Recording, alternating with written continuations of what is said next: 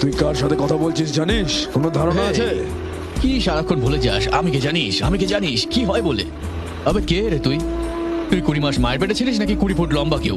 এই মুখ সামলে কথা বল। এই তোর মতো গুন্ডার জন্য আমি আবার মুখ সামলাবো কি রে? হ্যাঁ, তুই তো প্রথমে দোকানে ছাগল কাটতিস, তারপর মানুষের গলা কাটা শুরু করলি, তারপরে কলেজ টলেজ বানিয়ে ভালো টাকা কামিয়ে কিছু গুন্ডা টুন্ডা পুষে নিজেকে এখন বিশাল বড় হনু ভাবা শুরু করেছিস। তোর একটা প্রশ্নের উত্তরে আমি তোকে তোর পুরো বায়োডাটা হাতে ধরে দিলাম। এখন দেখি তুই আমাকে চিনিস কিনা। পারলে আমার নামটা শুধু একবার বলে দেখা। কিরে, পারলি না তো? চেনা শত্রু ঠিক আছে, কিন্তু একটা অচেনা শত্রু তার থেকে অনেক বেশি ভয়ঙ্কর। তোকে খুঁজে বের করা কি অনেক কঠিন হবে মনে করেছিস? তোকে খুঁজে বের করে আমি কেটে টুকরো টুকরো করবো। এই তুই কেন আসবি? তুই আবার তোর গাড়ি নিয়ে, তোর ভাড়া করা গুন্ডা নিয়ে এত কষ্ট করে এত দূর আসবি? তোর টাকা খরচ হবে, তোর তেল নষ্ট হবে, পেট্রোল ডিজেল কি দরকার এসবের? আমি নিজেই আসবো, আমি একা। কাল ঠিক 11টার সময় আমি তোর বাড়ির দরজার সামনে এসে দাঁড়াবো। কথাটা মনে রাখিস আর আমার জন্য রেডি থাকিস।